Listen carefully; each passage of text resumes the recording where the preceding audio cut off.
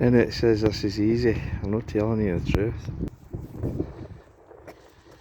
So,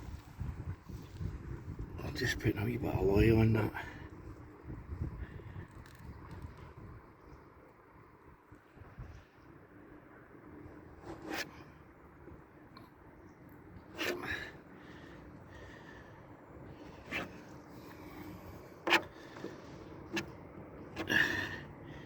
That's the top layer, and then once that's dry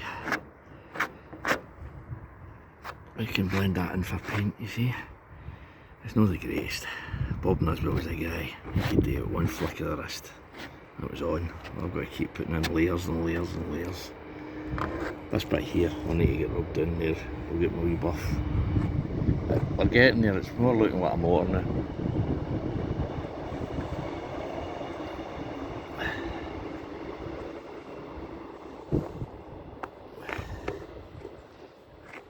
So you just put some 80 grit on that and then get that flat.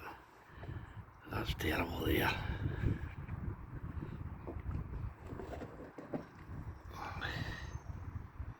Try and get that away. See, there's little wee lumps and bumps. But that's 100 times better. Show you what the other side looks like. See?